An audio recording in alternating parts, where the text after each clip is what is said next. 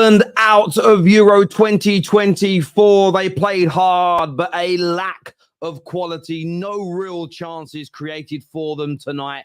And they bow out of the group stages again.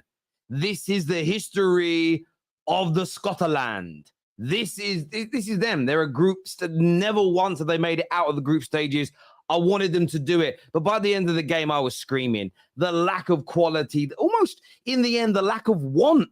They had a corner to win it at the end. Forget the sucker punch. They had a corner at the end where they had to score. And the goalie didn't come up. I was glad they conceded in the end. How are you not going for it? But they crash out. The Germans had a scare tonight. The Germans had a scare tonight, and we're going to get into that on the show as well. But I want to introduce you to our title sponsors on the show tonight, Podium Bets.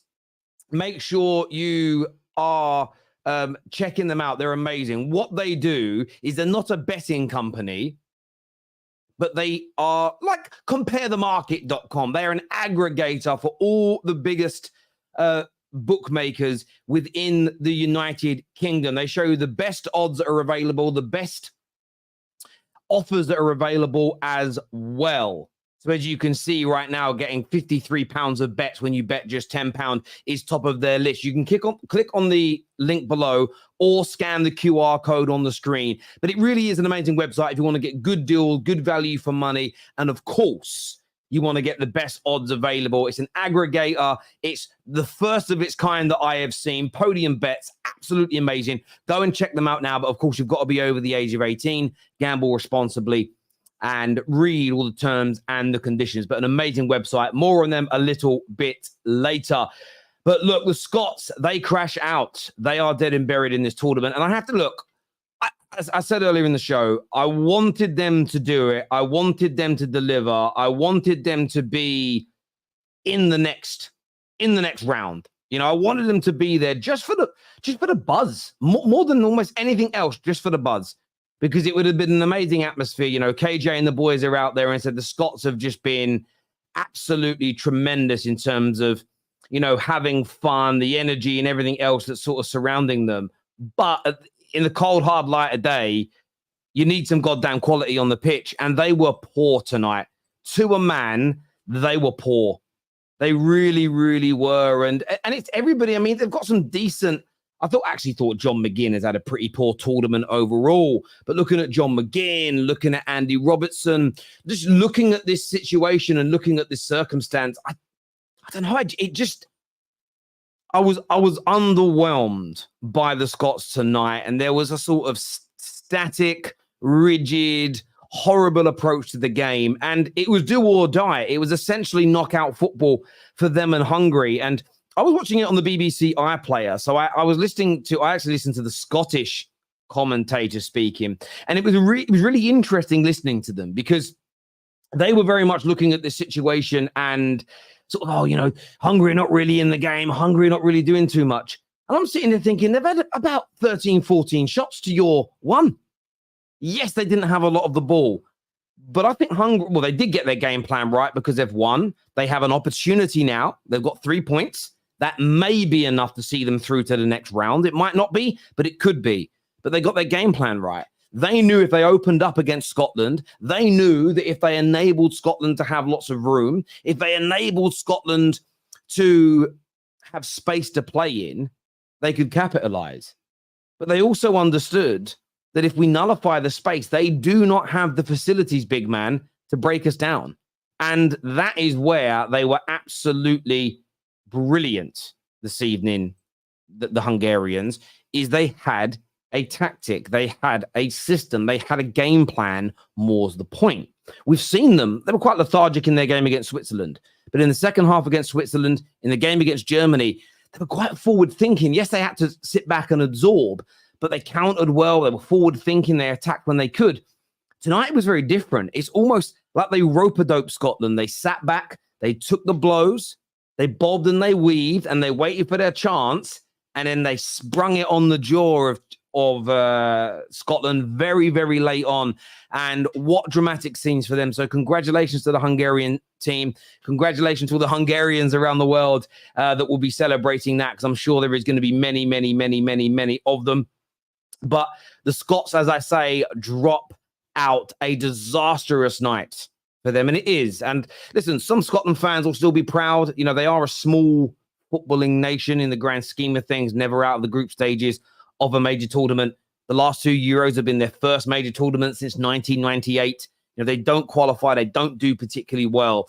But I was just underwhelmed, as I said. I was really underwhelmed with their performance tonight. I really, really was. It was poor, to say the least. And, you know, as we say, 61% of possession. I mean, I think they had 2 shots in the game. They had 1 on target. It says, I'm looking at the stats here actually on who scored. They said they had none on target. They had to have had a shot on target because Grant Hanley had that attempt at the end. So that stat is wrong. It was definitely 1 on target. But yeah, look, it was awful to have 60-odd% of the ball and to have 1 shot on target in 90 minutes and not create any chances is abysmal. They didn't cross the ball. Again, McGinn had a couple of good moments, but was awful. Look, McTominay played like McTominay. If the right balls and crosses would have come into the box, maybe he could have scored. But there was nothing. I thought Shea Adams was absolutely horrendous. Horrendous, Shea Adams. Abysmal, Shea Adams was tonight.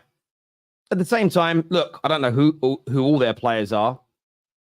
But this is a team, by the way, with lots of championship level players in it. So you've seen those levels tonight. You really, really did.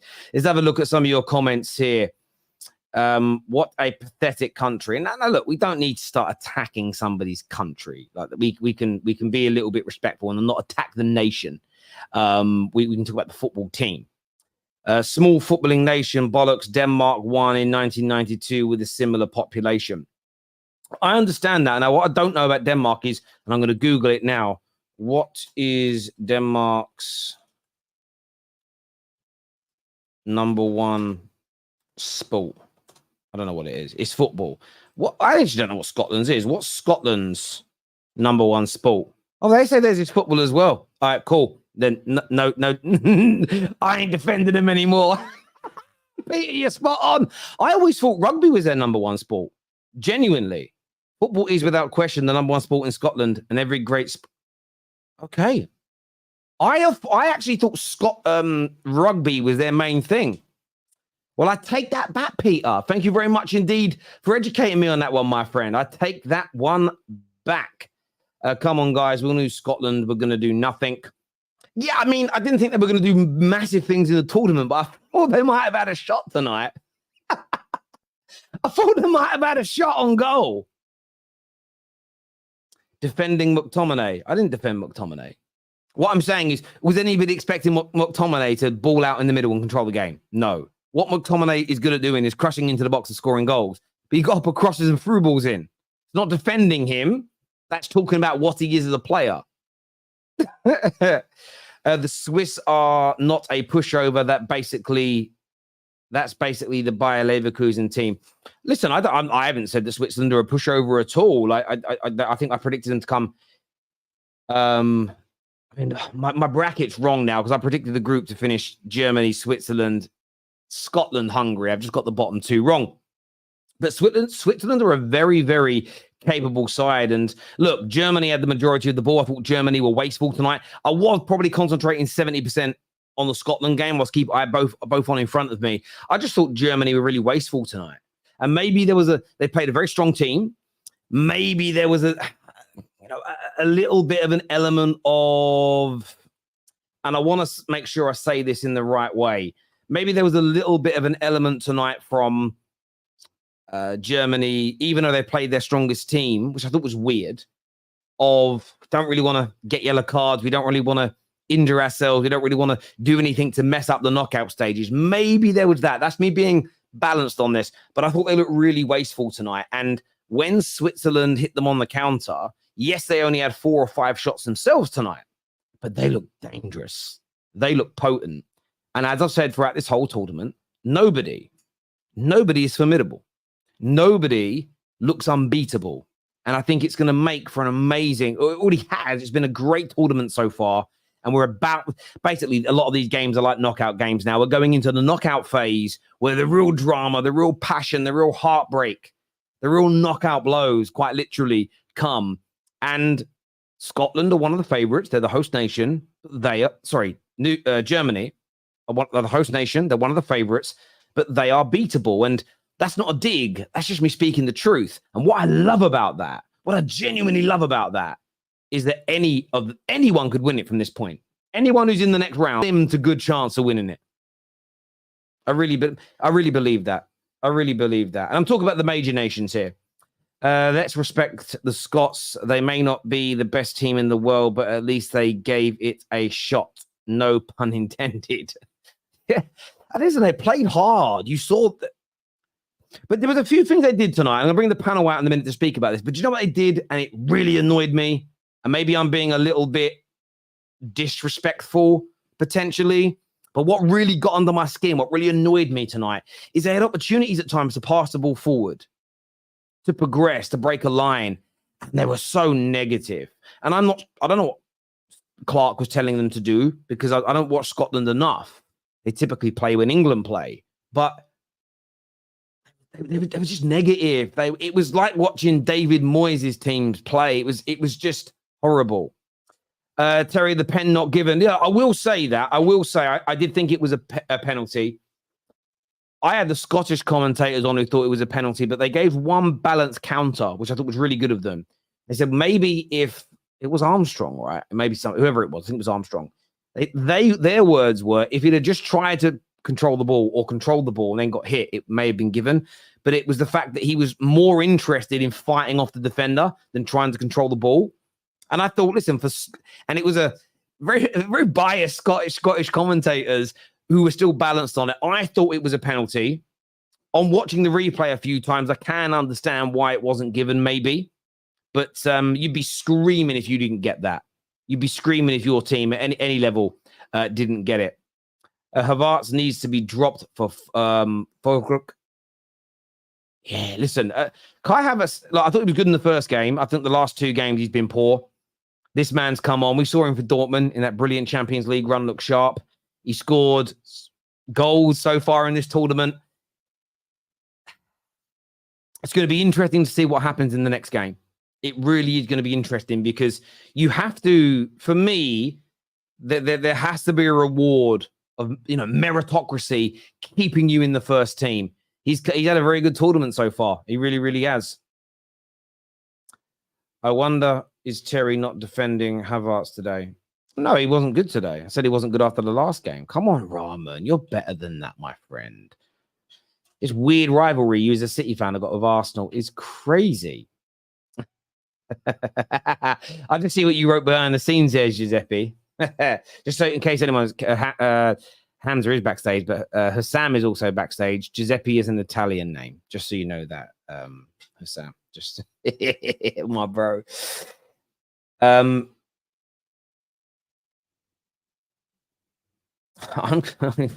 calling him Metalhead. Jerome here says Nangelsmann has a bit of explaining as to why Havertz remains on the pitch whilst Fulkrug has played second fiddle. This is going to be my balanced argument. So this isn't defending Havertz. This is a balanced pushback against you that I'd like to hear an answer on. Do you change a winning team? I know they drew tonight, so maybe now he does.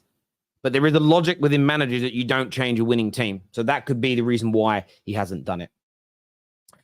Listen, viewers, make sure like buttons are being smashed. Make sure you are checking out tonight's sponsors by scanning the QR code on the screen. Panel coming now. Giuseppe, Mo, Hamza, Husam, Dio, all with us on the show tonight to speak about the sport we love so much.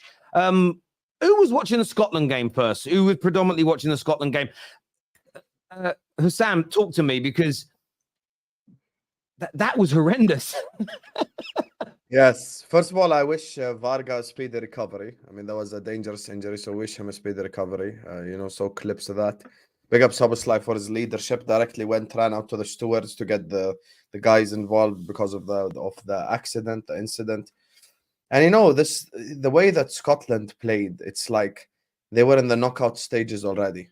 I understand before anyone, takes my words and twists it. I'm not saying Scotland should have played gung-ho football. I'm not saying Scotland should have, went all-out attack and put two centre-backs on the pitch and, played 2-0-9. That's what I'm saying. I'm just saying the way that they played is just so defensive. It's just, even let's say they got what they wanted, which is a draw. Okay, that puts them on 2 points. And then what? You're in third place on 2 points. You're most likely not going to qualify as one of the best third place teams. So are you just trying to avoid defeat for the sake of it? Like, it makes no sense. I understand Scotland don't have like Ronaldinho Gaucho in their team, but you still have to at least make an attempt to go for it. I think the thing from Hungary's perspective, what really bit them in the ass this competition is the way they played against Switzerland. Obviously, Switzerland proved to the whole world today that they're not any scrubs. But the way that Hungary approached the Switzerland game, and I'm talking from a managerial perspective, was very frustrating. Like, they had no chance and they had to park the bus. And today, kind of Scotland did to Hungary what Hungary did to Switzerland. Felt like Scotland thought like, oh, we have no hope against Hungary, just playing out here, just playing defensive football and stuff. But look, at the end of the day, now getting 3 points, Hungary, proved they're a decent side. It just depends what happens in all the other groups, who wins here, who loses there, blah, blah, blah. Maybe they could be one of the 4 best third teams. If not, then, maybe they're probably thinking, there's a group here and there where they might end up on 1 or 2 points. But from Scotland's perspective, what on earth were they doing? I have no idea. It's funny, Terry's talking about Andy Robertson. I've been talking about him all year long, I genuinely think it's time to move on from Andy Robertson, because he's just hyped up. He's just a name at this point. His performances are not equal to the name he has, And now Hungary have to wait what happens in the other groups. I don't know if you want me to talk about Switzerland as well, or do you want to? Yeah, go for it, bro. Go for it. Listen, the Swiss are no pushovers. The Swiss are no pushovers at all. Today we saw that. And I'm just going to throw a bomb before I end, because this is what I do. You were asked in your opening statement, you're like, oh, should Havertz be dropped for Fulkrug? Yes, he should. Yes, he should. This is not an agenda. This is not any of that. Maybe all Germany really needs is just a target man striker. Havertz is not a target man striker. That's not an insult to the guy. We're just talking simply profiles here. We're not cussing him out. I'm not saying he's crap, he's rubbish, none of that. I'm just saying, if you've got Musiala, Wirtz, Kimmich, all these guys, then maybe if you have someone like a Fulkrug, I mean, think about it this way. Spain, who probably have been the most impressive team in the tournament so far, got Nico Williams on one side, Yamal on one side. But up front, they've got Morata. He isn't the best, but he's a target man striker. Maybe that's what Germany need. Maybe they need someone like that, because he's come on and he's had a positive performance every single time. So that's what I'll say about that. But final statement, sorry. Terry said on the last show, everyone's beatable. Today, I fully believe what Terry said. Last time I was like, I don't know that. Today, I was like, yo, Switzerland are actually putting up a very good fight against Germany here. So yeah, I think they could definitely be. They're the real dark horse. Switzerland are the real dark horse of this competition. I really wanted Germany to win or draw, because I wanted Germany on the other side of Italy. You know what I mean? Italy and England. I wanted Italy. I'm very shameless about this. I'm really rooting for. Who told you Italy are going to qualify anyway, Mo? They're going to qualify anyway. They're going to qualify now after Scotland and Hungary. They're definitely going to qualify. But the point is about the Germans. They're beatable. I actually think the problem today was Kai Havertz. And that's not me being shameless. In these games where the Swiss are physical and stuff like this, he doesn't cut it. This is why Arsenal needs a second option. He was trying to connect the play, pass the ball around, and he completed his passes. But he isn't that guy that can battle in the 18 like Fulkrug. Fulkrug literally was just battling in the 18. This is why you need someone like him. Just Kai Havertz didn't cut it. He was not great. And if you are the focal point, you also need to be involved in the forward plays, and he wasn't. And just Arsenal fans think it's an agenda, as Husam said. It's not. If you want, because I was focused on the German game, it's definitely not. It wasn't like that's not his game. Which is, by the way, Arsenal face a lot of these games when teams just sit back. When Switzerland got the goal, they just sat back for the rest of the game. That's why you need another option. He's not that guy. And it's just simple as that. And he's not like that guy that will battle it. And this is it. Germany look beatable. They don't have the firepower. Like Musiala by himself tried to dribble the whole Swiss team, and at some point they stopped him. You know what I mean? They stopped. You cannot dribble 5-6 guys. Gundogan was non-existent in the game, completely non-existent. Switzerland nullified him completely, and that's why Germans are beatable. The Germans are beatable, but I still think they're gonna make the semi-final at least, because they're gonna play most likely Denmark. I did the predictor thing. They're gonna play Denmark. They might reach the semi-final, and it's to be honest, it's everybody's tournament, everyone's tournament. Germany, formidable again today. Defense is suspect. Lots of chances. That goal they scored, the Switzerland, they could have killed the game by just centimeters offside. I'm with Mo. I was shamelessly smiling when that goal went in. I was like, yeah.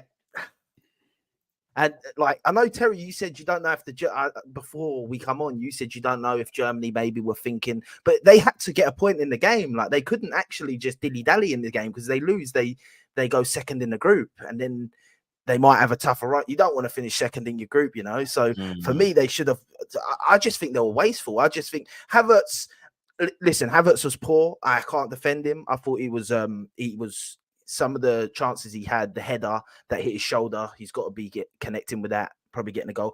But I do think that, like, it's easy to always dagger on to Havertz. I think Gundogan was poor in the game. I thought that the left back for Germany was poor. I think Tar had a poor game. Like, I think there was a lot of like uneasiness about the German team today. I don't know if they like. I think that Switzerland, for me, just set up perfectly, and they've now shown everyone in the tournament how you got to set up against Germany. And I think the Scotland. I'll go into the Scotland game in a minute, but these teams, teams like Switzerland and that, they're posing a threat, and I think they are a dark horse. I think that Sam was right. I think that they could actually go far. You just had to defend Havertz, even though he was crap today. You just had to get no. I didn't. No. Listen, I said he was poor. I said he was poor. The whole German team was in year one. As I was saying, Germany at their best had Miroslav Klose up top, who's a target man striker. But I think they were. I just don't think they were really clinical at all in the final third, because like, the forward is not clinical.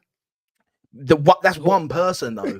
Which if you know every like, no. I'm not. By the way, you don't twist it. You two, you see these two. Yeah, it's like they're trying to twist it to say like I'm saying that Havertz was not bad. Havertz was. No, but don't do that. Don't say the whole. You see these two. We're not saying anything crazy. We're just saying Fulkrug is scoring goals. Target man strikers are the shit now. You know, like England come in, Giuseppe, like England come in and say, but Harry Kane was not clinical, and then some English fans say the whole team was not clinical. He's the freaking forward. He's the guy that is tasked to score the goals. 100%. And listen, for me, he gets dropped in the next game. Plus, you're Italian anyway, Giuseppe. So why do you care? Why do I care? Listen, I care. I was happy that they scored, man. I was cheering. That's why I want him to. You have to throw Arsenal out the window. You're English Italian now. You have two nations. Yeah.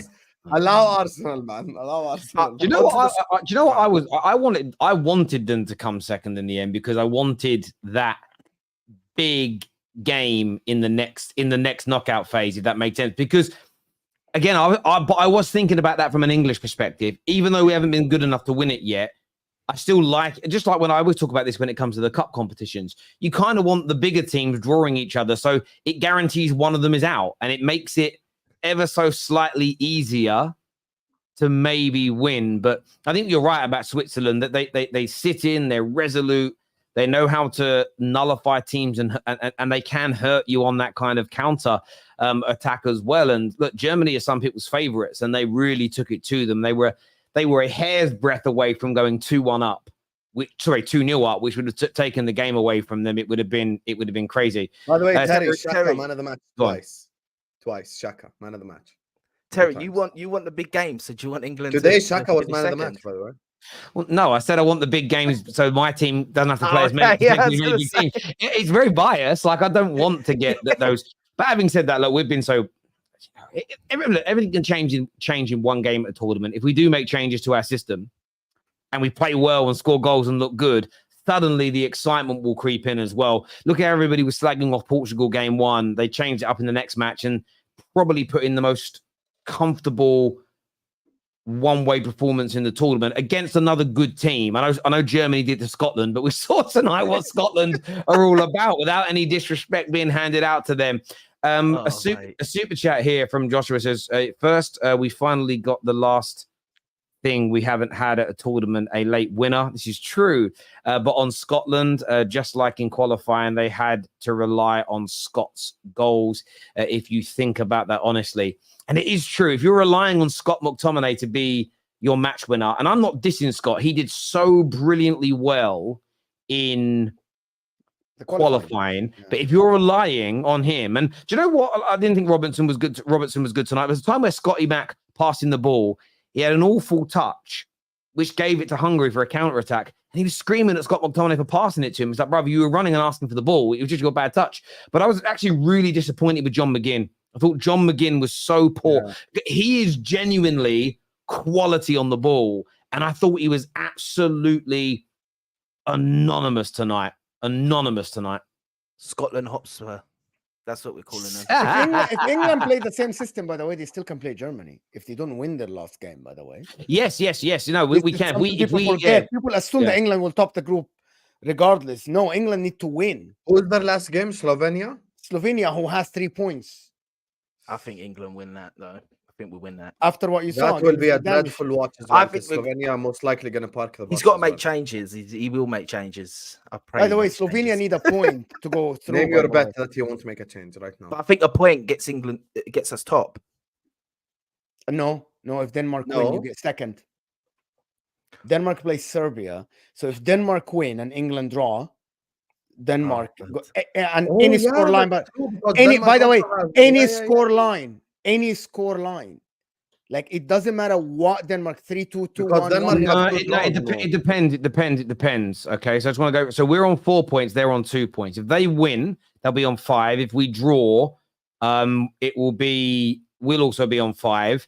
But then obviously the head-to-head was a draw between us. Then it goes on goal difference, which would also be 1, and then it would go to goals scored. So it depends. If they were to win by say they won 3-0 and we drew, then they would go ahead of us. But if they were to win say 1-0 and we drew 1-1, yes, then I don't even know what happens, because then it would probably go down to goals conceded. Yellow cards. You'll all be the same. Go yellow cards. Cool. So look, we could end up second. We just got to win. We've got to win. And listen, hope Serbia. And this is what's hard though, because I kind of want Denmark to do well, because I want Rasmus to score some goals. But maybe now I don't, because my team is so bad at the minute. My confidence is low. Dio, what did you make? What games were you watching tonight? Were you watching both, or did you focus on one in particular? I focused on the Germany game, but I was just trying to catch like highlights of the Scotland game. I knew like they had this long period during the Varga time, the injury. So, thoughts and prayers to him. Hopefully he gets out of this and everything is okay with him. But this Germany game, I think Germany just played in gear 1 throughout the whole game. They looked slow. They looked totally slow with the ball moving forward.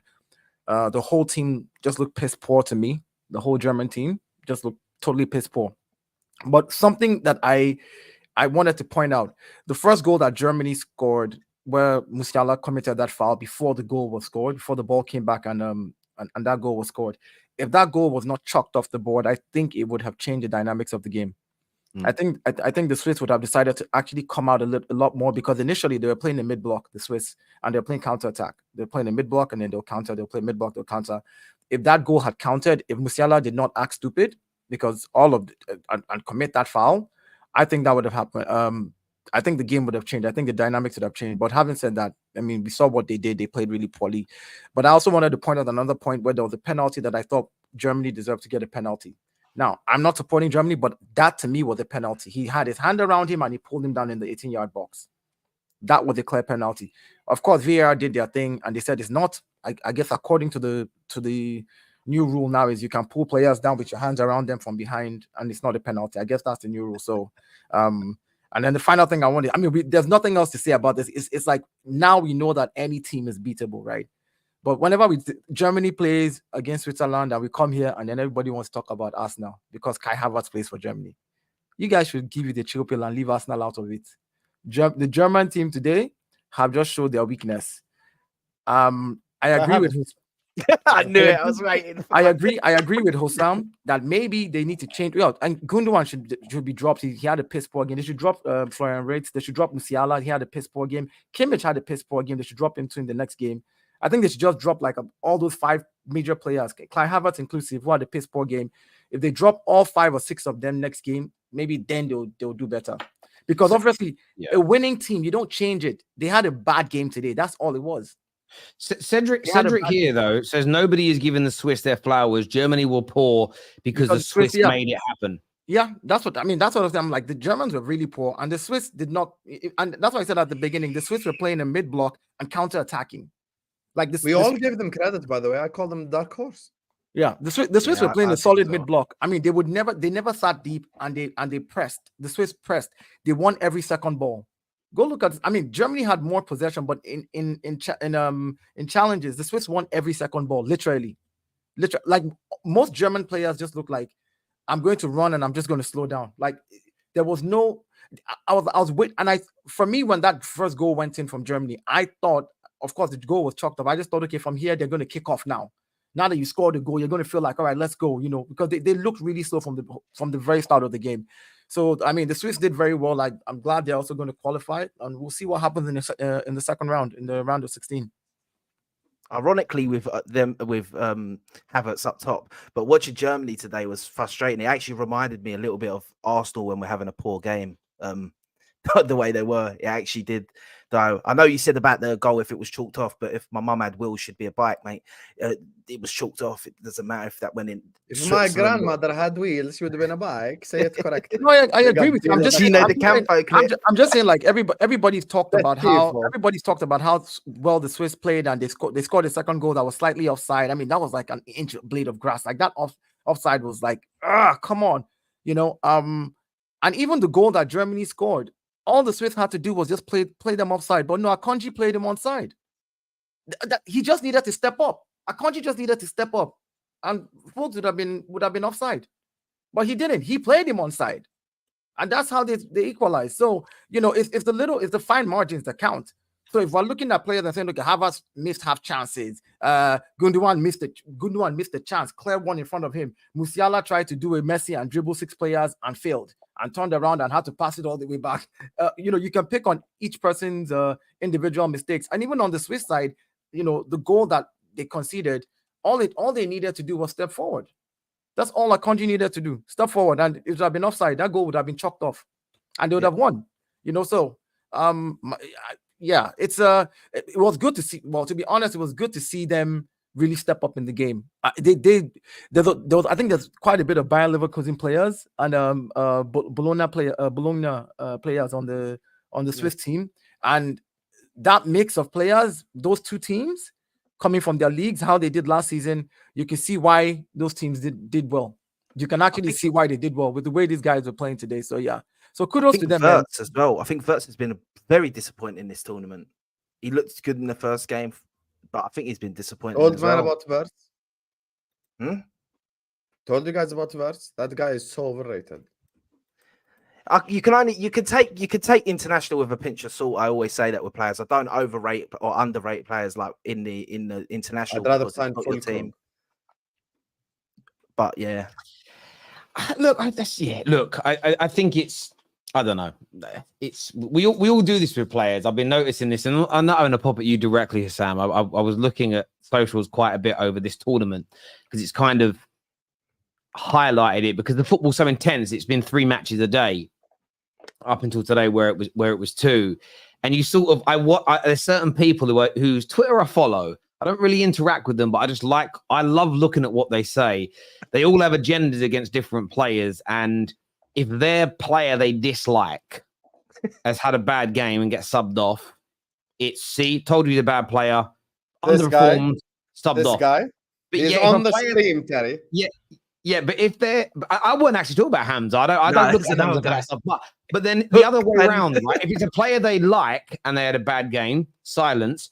Or if it's a player they dislike and they had a good game, silence. And I don't know. Maybe it's me. Maybe I'm getting old. Maybe I'm getting bored of it. I just sort of look at it and I'm like, I was thinking about this today, right? I was out riding my bike. I had a sauna suit on. It's boiling hot here today. And I'm riding my bike, trying to get fit, trying to get healthy, sweating.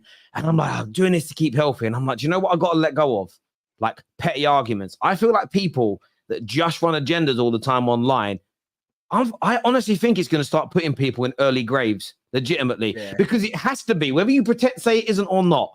I don't believe anyone who runs full-on agendas. And I'm not talking about people that just tweet. I'm talking about men that show their face, right? Because there's pressure when you show your face. It's very easy to sit behind a fake name and a fake picture and write whatever you want because there's no accountability for it. I honestly feel like people that run these agendas, the stress they must go through, because when they go on about something so much and then the opposite happens, which will happen all the time because football's too hard to predict. It isn't clockwork. I just honestly think people are going to end up in early graves. It feels like too much energy wasted on players that you dislike. It's strange to me now. It's gone beyond what you. You're really describing Hamza. So let Hamza talk. Everything you just said applies to Hamza. Bro, you're really verbatim. describing Hamza. This I'm guy really defended KDB, defended Phil Foden, and attacked Trent. All I hear is Hamza never hides. Always showing his face. Always on spaces. Always on shows. Always shows his face to Football Terrace on Husam's channel. Everyone, like, he runs his agenda with the face on. You know what I mean? Well, can I defend Hamza? I'm going to defend Hamza, though. Do you know why? I think Hamza's not going to run himself into an early grave. Tell you as to why. Because when he's proven wrong, he just smiles and gets on with it. And you can tell it's a genuine bona fide smile. Some of the others that do it, when they get it wrong, you see you see the frown line, you see the stress, you see the shoulders, and that is going to kill you. And the fact that it's over football, I love football. It's an amazing part of the culture of my country. I love the fact that I sit here with you brilliant gentlemen from all different parts of the world. You know what I mean? With, America, Jordan, Egyptians here. We've got half Italian, half Englishman on here. Hamza, who's just literally supported 37 different clubs in his life, and I love it. But you can tell those people where they're just, you see them really frustrated when it goes wrong, and I'm like, bruv, you man have got to chill. But I've just seen a lot of it in this tournament, more than I've ever seen before, and I'm just like, okay, a player you dislike did well, get over it. A player you dislike did badly, it's strange to me. Anyway, we want to go to some of these super chats here before we speak to Hamza. The first one says Havertz needs to be dropped. You guys all agree with that? Drop Kai Havertz? Yep. Yes. Hamza, what do you think? Should Kai Havertz be dropped?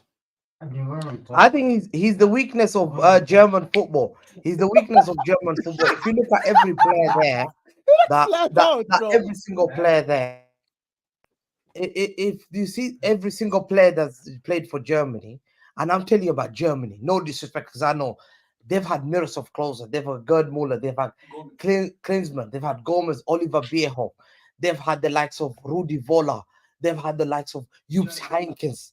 These guys have had Gerd Muller, the greatest of strike. They don't produce just normal strike. They produce elite strike. To call Kai Havertz a German striker is one of the most embarrassing things in German football. And I'm talking, my friends are German, and I was speaking to a friend his name is Big Bell, and I was talking to him, and he said, yo, if we had a striker today, and if we didn't have that Kai Havertz, if we had a normal German striker, then we would have, conversation will be different. There will be scoring goals. We've seen them with Oliver Neuville going to the final, World Cup final. Oliver Neuville in 2002 World Cup. You remember that, Terry? I know. So German, he's one of the worst German. He's the worst German striker I've ever seen in my life. Fact. And people who say that it's otherwise, you're fooled. Go and ask any German. They'll laugh at you. So to me, yes, he holds the play, and then he doesn't do anything. They had to bring full crook to cause problem and score that winner. And the person who Akanji played full crook on side. Musiala is class. Musiala's world class. Akanji, your player played him on side. Akanji played him on side. Cruz is class. Look, to have that element of Cruz, Gundogan, Florian Wirtz, Musiala, all these players, Kimmich, Rudiger, you got all these players, a Neuer in one team, and you can't score goals. Yeah, has he scored any goals so far in the Euros? Yeah, penalty, petty penalty. Yes. Yeah. So to me, I believe Arsenal fans just don't want to accept. In fact, they don't even rate him as a striker because they're looking for a striker.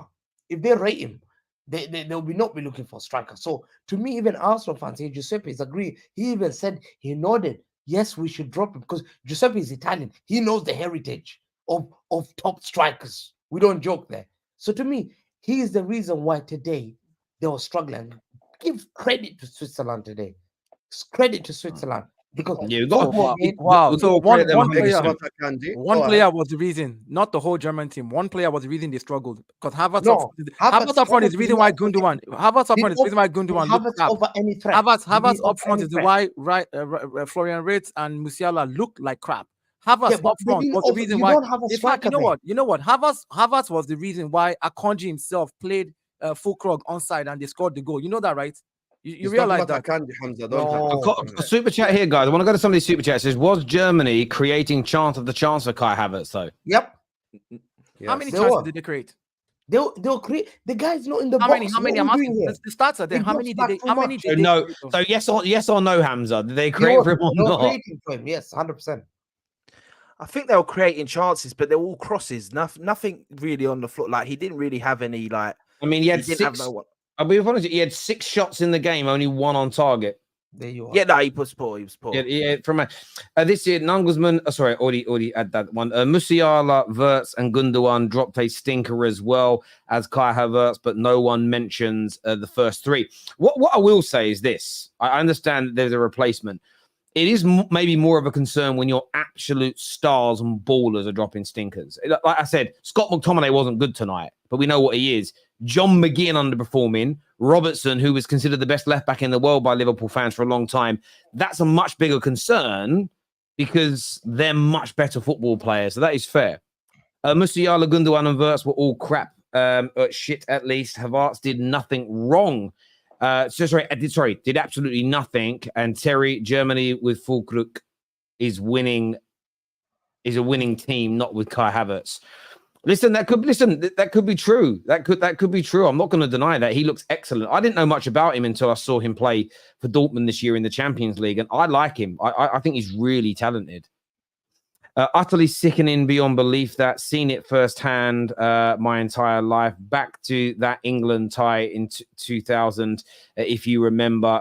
Gutted is an understatement. I didn't actually know you were Scottish, mate, up until this tournament, to be fair. Maybe you said it once. And Spurs fan. Oh, wow. Scotland and Spurs. Why did you... My brother. Love you, though. Yeah, you're Scottish. You could have picked Celtic or Rangers or Aberdeen. Yeah. You could have... why Spurs, bro? You need to explain that. You need to explain why Spurs, bro. You can't help being Scottish. Do you know what I mean? You don't get no choice in that. Do you know? So I always say they always say in life, you can pick your friends, but not your family. Do you know what I'm saying? Like, you can't do much about that.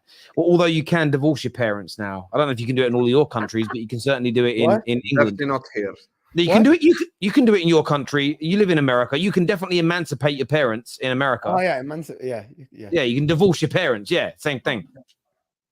I agree. Germany are beatable. There are no way close to what a well-drilled German machine of the past. No, you're right. You're spot on. So, Jerome, what if we change Havertz to Füllkrug, the number 9? Are they beatable then? They're more dangerous.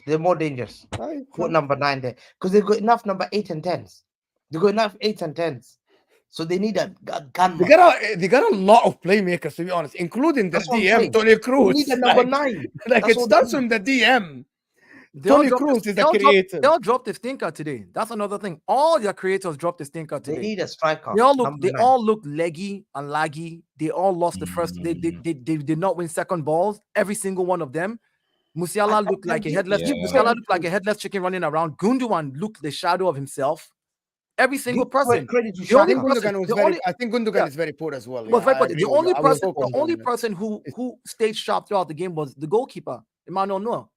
That Granit Xhaka shot, all it took was for him to not to have been distracted like Ramsdale in the past, and that was going in. You know, that's all it takes. Arsenal could have had that instead of Kai Havertz on the left mid. Yeah, for but he Kai wanted Havertz. Shaka wanted to leave. He wanted to leave the Oh, season. you're the before. biggest asshole sometimes. I'll Yeah. be so honest. Granny Shaka wanted to leave anyways. He was going to leave the season before he left. You know, we gave him one more year. He Man asked for said it. Arsenal could have had That's that. fine. You're so fraudulent. Bro, the guy went and won the That's fine. league, bro. What do you think about Rudiger's performance today? Rudiger. Poor. To be honest, they He's were poor. cut open on the counter attack. poor. Did you notice? You- The Germans were cut open on the counter attack. Rudiger- Wasn't he the guy that played in Doy on side as well? Rudiger was Rudiger- so bad today. I heard He kept from mistakes in the very pass. beginning of the game that Rudiger played with an injury. Like the game started, and one of the commentators here said something about Rudiger's injury, that he got some kind of knock in training or something, and that he's looking a little. That's so they don't know if he's going to be able to play the whole game. That's what one of the commentators said, and I was like, nobody said anything about him being injured, but you never know. Maybe that's why he. But he The was. first goal for and Germany. the The other first guy, goal he for did Germany. I credit. thought should have. Does anybody think that the first goal for Germany should have stood? I thought he no. should have stood. No. I thought he should have No? stood. way. I didn't think no. it was a clear-cut foul, to be honest, Terry. That actually impeded the play. Stonewaller. He Really? misses the Come ball. on, He misses the ball and he studded the man's heel. Like you've got I to give saw it as a foul. multiple angles that he didn't actually like sudden. It was like the trailing leg or caught him or something like that. Still, that's a foul. I think this is re-ref in the game, but anyway. Even Granit Xhaka's foul. Remember Granit Xhaka's foul? He went studs. He was trying to kick the ball with his hind leg, his back leg. He wanted to skip over, but he had his studs showing. And I think I think that re-reffing the games is what we need because we need the right decisions. Okay. No, but it's true because otherwise you can this But what's the tournament. limit, though? What's the limit, then? I know there's a few decisions today people disagree with, but overall this tournament, the refereeing's been excellent and the VAR use has been amazing. And on occasions, they've re-refereed the game. Goals have been given. They've watched the replay and gone, actually, we made a mistake. That goal shouldn't have stood. And for me, that is, I don't like what the Premier League, when they first released VAR, said we're not re-refereeing games. And I thought for the first 18 months or 2 years, they got it perfect, but it triggered people. Then Webcut came in and now they don't re-ref games. They just basically try and defend the on-field decision, which has turned it into a joke. I think it's the right thing to do. End of the day, it was a late tackle. That offside needs to come to the Premier League. Yeah, That- 100%. That It's already there. one needs to come It's already there, and then Arsene Wenger is gonna ruin it. It's already there, and then Arsene Wenger is gonna change the line to be any part of the defense. Yes, I also disagree with what Wenger wants to do in terms of that, like basically almost a full body length in front, because that's just. I know that like we want to see more goals, but that changes football too much, in my opinion. Football, yeah, It changes it too much. Can't keep going through changes every time. No, he wants the forward to be able to run like a yard or two, as long as his back foot is Yeah, still well, in line with basically, the as long as defender. there is no air in between the two players. And what's wrong about that is that a defender still has to defend in an offside line, and an attacker is going to try and run. This means that you can be in an offside position before you start running. The defender has then got zero chance of catching you. Do you know what I mean? It's just crazy. What they've shown at this tournament. This tournament has shown the rule is perfect, and then technology now is perfect. Let's leave it at this. 30 seconds. 30 seconds for the decision. 30 seconds. Terry, also, it also means that the defender, a defender can stay close marked on you right now, because you as an attacker have to have you have to be full. I can literally be with you as a defender now. I don't have to play that whole. I have to be on this side and play you. You're trying to play you offside. Like you need a full Are body. you defending Wenger because he coached Arsenal? No, I'm not. I'm saying that. I'm saying that both sides. I'm saying both sides of that decision works for both people, depending on how you see it. That's what I'm saying. Everything. Can I be devil's advocate and ask you guys something? I don't like it. I don't. I don't agree with it. But do you think this can kind of, if that rule comes in effect, it could maybe counter the whole Pep making football boring and open football up a bit more again, like this sort of rule of having more? No, I just think there'll be more goals, but for sides which may be able to help. But where I don't quite understand it is often the defender is defending facing forward and the attacker is facing the other way. So if I'm a defender and I'm sort of facing forward, maybe I'm slightly to the side, right? Because you can't face your own goal and get ready to run because you won't be able to see what's going on, right? So you're either facing forward or you're to the side. The striker is facing forward and running full pelt. If they can be almost a yard or two, what we now call offside ahead of you, by the time you turn and start running, you're never catching them. The fact that imagine Mbappe with that rule.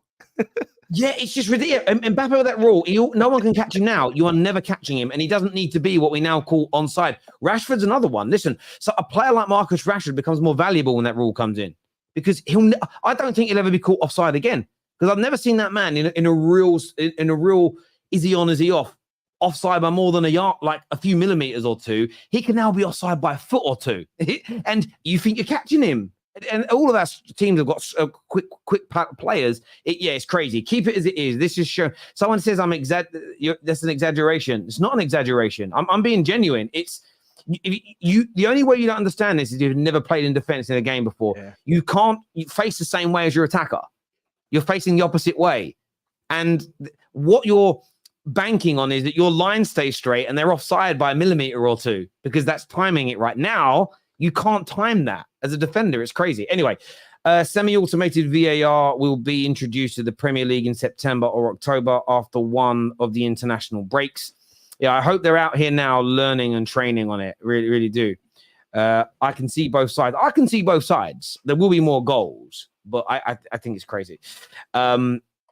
This here says, stop scapegoating. Mo, tell one thing Musiala did today other than thinking he was Messi dribbling past the whole team. Whole attack was rubbish. Stop the BS. Because there was no runner in front of him, which is supposed to be the forward. So he had to dribble because the runner was just not good. The forward guy was not good. If he's making the right runs, like Lautaro Martinez did for Messi, and Messi slid him in to score that goal, it would have been there. Simple. If it's simple, he didn't provide the support needed for the midfield players to play him. Why is so hard to understand? Anyway, it is what it is. You guys, people just defend him. When Kai Havertz was good the first game, we said he was good. When he wasn't good the second game. Mo, you're shameless putting Martinez in there though. And he's shocking for Argentina. Everybody was shocking today. But the fact that you're saying the reason Musiala was shocking in his dribbling is because Kai Havertz didn't make the run. So Musiala looking sloppy on the ball and slow with his dribbling. Musiala wobbling like a bobblehead with the ball, with all the skill set that he has. Was it because Kai Havertz didn't make the run that Musiala looked laggy? That's not why he looked laggy. To defend why he didn't say that. He said that's why he kept dribbling. No, that's what I'm saying. He kept dribbling, but I'm saying as in he looked laggy in his dribble. He just looked like he was turning around in circles. He didn't look like he knew what he was doing with the ball. He was getting the ball caught up between his feet. Was that because of Kai Havertz? At least if Kai did not make the run and you dribbled clean, or you moved like you were moving like you should move, we're like, look, Kai is not making the run. Swap Kai out. All of them look bad. They did not help each other out. But Kai was the worst player. So I'm not defending. I'm saying Germany look bad or not. Meanwhile, Akanji was the worst player in Switzerland today. Akanji was the worst player. Are you joking? Him, and then he played the onside. And then he played the onside goal. He played the onside goal that allowed. That is how terrible. We haven't got the time. We haven't got the time to go into this one because we've got to get through these super chats. Sorry, gentlemen. Big up, guys. People are taking being wrong. Sorry. People are taking being wrong too deeply these days. Also, stop starting Kai Havertz, Fulkrug, clear. But you know, Giuseppe, me and you were talking about this on WhatsApp the other day, weren't we? How in the football world now, like everybody pressures you to give an answer so they can hopefully cook you in the future. And I understand that a lot of people do that. And what it's led to is some people don't want to answer questions. Honestly, in the last 9 months, the amount of people that have come on the show is going, I'll tell you, I'm not going to come on anymore. Why? Because I just feel like you're asking me too many questions. And I'm like, well, about what? Like, well, I told you I thought we were going to win the game. And then you asked me, how did I think we were going to do it? And I just think that's too much. And I sit there and I'm honestly sitting there and I'm thinking to myself, Xhaka won man of the match today, Hamza. Have some shame. That's like a normal question. So I do agree. People don't like being wrong to a point now where they won't answer a question. It's crazy. This here says, by the way, a big take, but if Saka was not considered world-class, too many, then Musiala in any case is not world-class as his output is very poor compared to him. Yeah, Musiala's not world-class yet. I agree. Ability to be there, though. Change Havertz or Fulkrug, then there is no tiki-taka nonsense and find your target man. I agree with Mo. That was not a foul. Argue with your brother about it. The first goal should have stood, in my opinion. I didn't realize some of the Arsenal fans supported Germany, you know.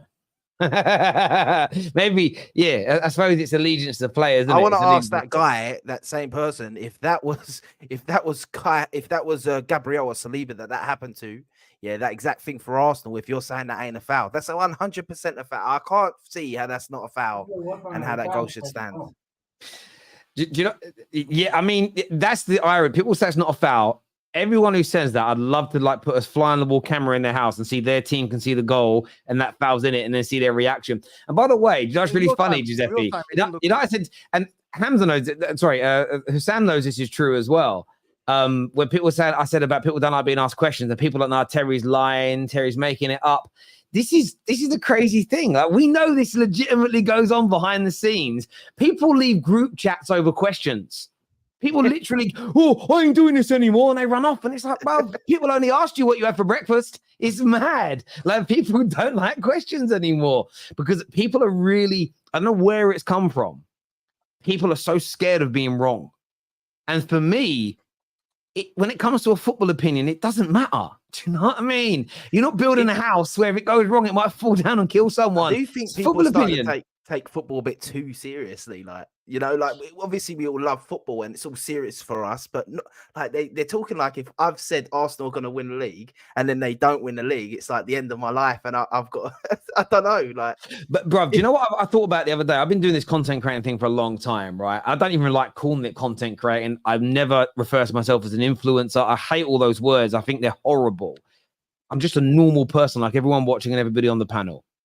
But you know what I find really, really interesting about it? The way some content creators go on, it's like their football opinion is like their new album that's dropping. And they need a diss track on it for another content creator they don't like. And it's like, bruv, it's just a conversation about football. You're not fucking Drake, you dickhead. But you sort of look at what they do and it's like, I put myself out there for this and I do all of this and I do all of that. It's like, bruv, it's a football opinion.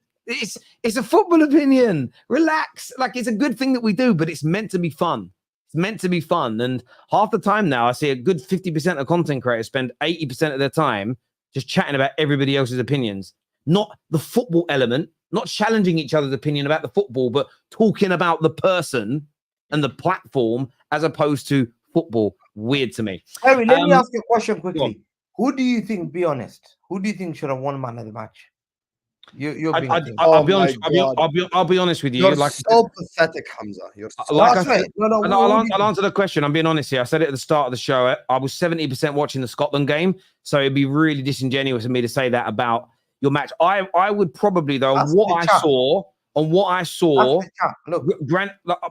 saw, Granit Xhaka was really good. I know some people in the chat are saying Akanji. I thought Granit Xhaka stood out for me, but I'm not saying Akanji was bad. By the way, I didn't watch it deeply enough. Special man. Akanji played well. He played well until he played for Krog on side. He played well until he played for Krog on side and he scored. Three chances, header, and one they kicked. It was going and in. And allowed the goal in, and he caused the goal. Himself he and played him on side. You remember that? If they had won that game, I guarantee you, he would have won. I'm shocked, but it doesn't matter. At the end of the day, it's what it is. You have to not give a City player game. Hamza's upset he didn't get his tweet today about a Man City player getting man of the match. I think it's unfair. Yeah. Look, I want to thank everybody that has tuned into the show with us this evening. It always means a great deal to us. It really, really does. This stream is going to take you through to Husam's channel, so make sure you go and check that out. Great show on the way. What's it called? The show? El Ahwa is back. I struggle to say it, bruv, and I don't want to butcher the words. I just want to hand it over to you, bruv. When I say El Ahwa, it just don't sound. I sound like I'm having a stroke. Do you know what I mean? So I let your man say it there. Viewers, hit like buttons for us. Go check out our new sponsor by scanning the QR code on the screen. It's an amazing platform, a great aggregator to help people out that like a little flutter. Until next time, take care. Goodbye. God bless, and we'll see you all again very, very soon.